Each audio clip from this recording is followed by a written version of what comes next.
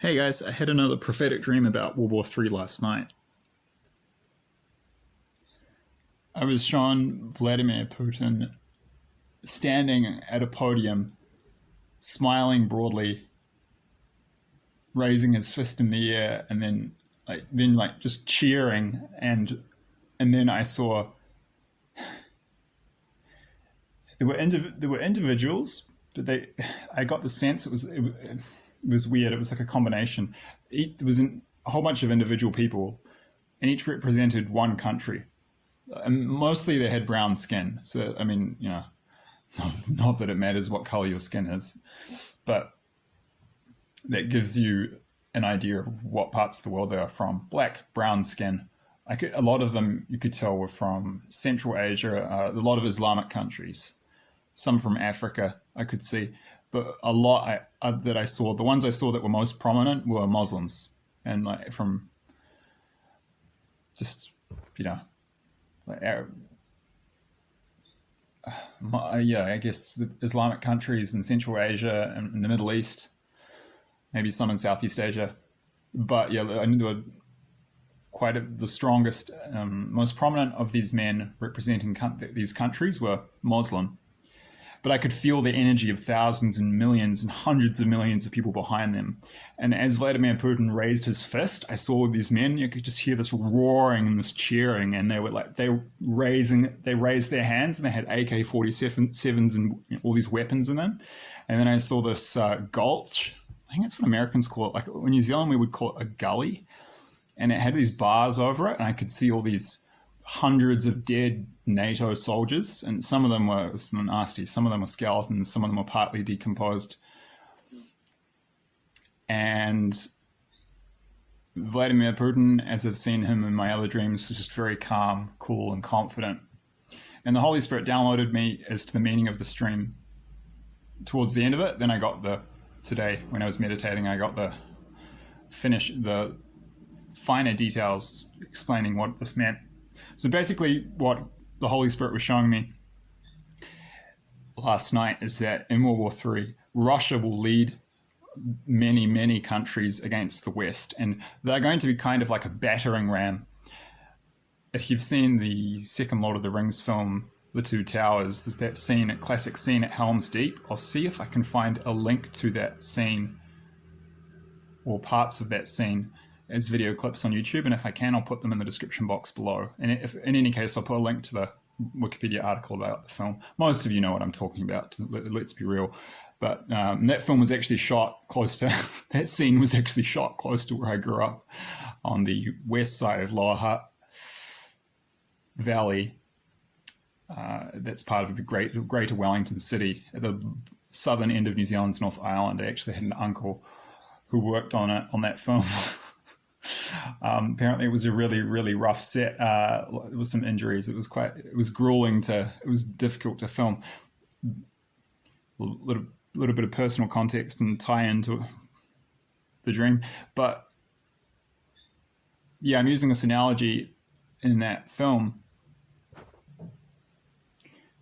You see the Uruk-hai led by Saruman, who's a wizard, but he becomes fallen and kind of evil, and he creates his own orcs, which are called the Uruk-hai. And he leads his army out from this, that's why it's called the Twin Towers. There's one tower in Mordor, and then there's the other one, Isengard, which is run by Saruman, and yeah, he leads this huge army to Helm's Deep to fight the army of forces of Rohan, and then they get towards just right before the battle starts, they get some reinforcements from the Fellowship, the Fellowship of the Ring, and then some elves.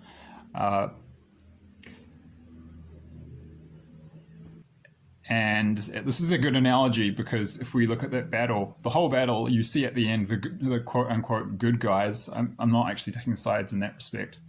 In this war, I'm trying to remain neutral. So I'm not saying we, the West, are the good guys, but this is a good analogy because initially we get completely destroyed, but in the end we win.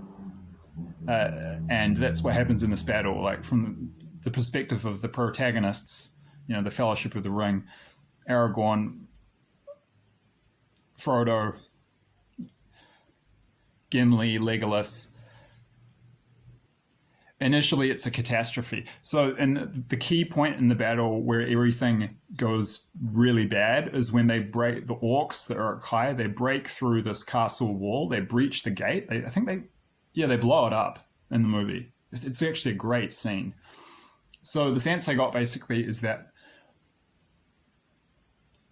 there is like 500 years. It's difficult to overstate the kind of epic scale and immensity of this conflict that is coming. There are about 5 centuries, 500 years of pent-up anger and frustration and actually fury in many, many cases among the peoples of countries all over the world. Because I'll see if I can find the link to this video, and I'll put the link in the description box below. But Sergei Lavrov, the Russian foreign minister, basically summarized it. 500 years, 5 centuries of Western dominance is now ending. This is it. It's the time of the Western dominance is over. But actually, after this war, we're moving into a world where no country will be dominant. Power will be equally shared. We're actually moving into a more peaceful and enlightened world, believe it or not, after World War III. The future looks really, really good after, in the future decades. We are moving into a much better world. The transition is just going to be chaotic and absolutely brutal if you're in the wrong place at the wrong time. But yeah, as Jan de Villiers says on his blog, war is the ultimate sport and all countries keep score. Doesn't matter if 200 or 300 years have passed, the pain and anger and resentment are still simmering away there in the collective unconscious of many nations. And so Russia's going to punch a hole through the castle wall of our defenses by taking down the US, which is the leader of our group of countries. They're just going to smash them with nuclear weapons, and then you're going to smash the NATO countries. They're going to form a breach. They're going to be leading the charge in this attack. And then what basically the symbolism of all these men from all these other countries holding up AK-47s and cheering, and it was a mixture of elation and just excitement. And it's the feeling, if I could describe it, was F-U-C-K, yeah. It's payback time. Mother F. I won't say the words because I try not to use profanity here, except in rare circumstances where it's warranted. That it was a vulgar, aggressive feeling of just pent-up rage and fury, that like a cauldron of lava that's about to pour upon the West. And that's what's going to happen. Once they see how successful Russia is, and just standing up, and just imagine 2 fighters in the ring, and then one gets up, and the strongest country one thinks in the world, the USA, just bang, bang, bang, gets them on the ground. Once many of these countries see that, they're going to see their opportunity for payback, and that's when they'll join the war. So many countries will join in small groups the side of the Axis as the war progresses and as they see the success of the Axis side. But Russia's going to be leading it all, and that's what I got shown. Even China, ultimately Russia is leading the Axis side. Even China will be they're working with Russia, but ultimately it's being led by Russia and Putin. That's what I got shown. He's kind of at the capstone. And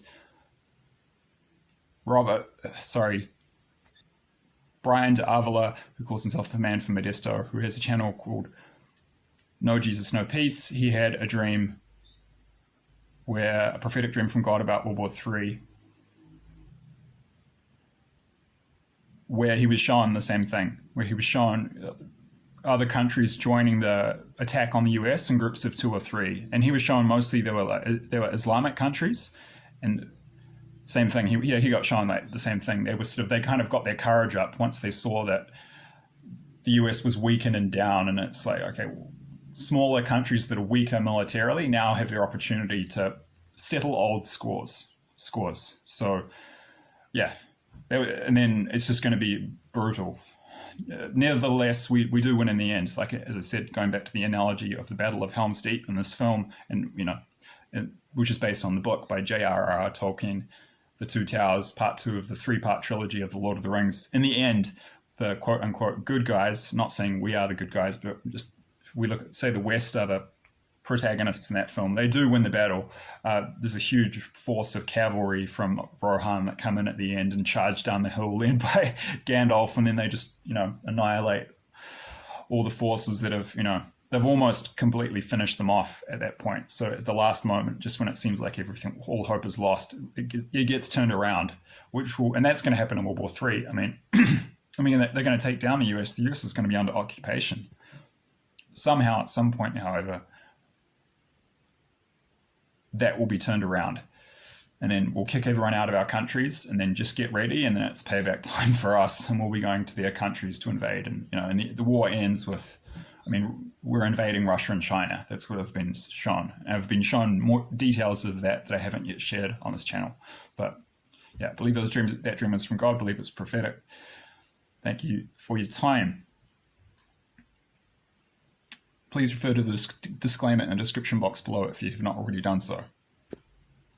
And I'm actually quite proud to be European, and I don't think the West has anything to... The West shouldn't hate itself. And the game of empire, to be clear, is played by all countries globally, independent, regardless of skin color, race, or culture. As I've said in other videos, Russia and China will be much more brutal than we've ever been. Jan de Villiers was showing that too. The Russians will be far more aggressive than the US ever was. So it's not like white man bad. We see this in New Zealand a lot, where white people get blamed for everything, but the Māori were 1,000 times more brutal in combat, and they did genocides, which they did a genocide of an entire ethnic group on the Chatham Islands. And the English came to New Zealand and promptly outlawed slavery and cannibalism, and the woke psycho-cultural Marxist mob in New Zealand has somehow managed to blame white European settlers to New Zealand, banning Māori, keeping Moriori people as slaves, and eating them. They've somehow managed to turn it into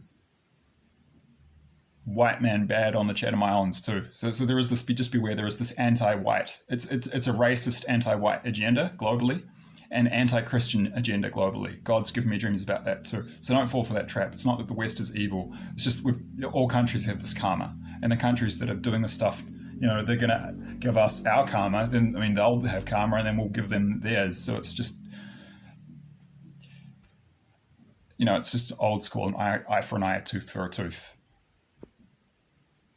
But what we're ultimately moving towards through the trauma and horror of this experience is actually a world which is going to mature through post-traumatic growth, through the process of healing from collective PTSD, from the horrors of war and all these cataclysms. Humanity will grow up and become more enlightened overall. So in the future, we're not going to have a dominant country or a dominant block of countries. It's going to be more of a planetary. It'll be a sense of I'm Terran or Earthian, I'm a citizen of Earth, and I'm from this country. Just like today, you wouldn't say, if you're an American, you'll say I'm from the US, and you wouldn't say I'm from Vermont. And if you're from Pennsylvania, you could be my enemy. You could be my enemy, and I might kill you. There will be an emergent sense of a planetary consciousness that comes out through emerges through the chaos of this period of what some call the end times.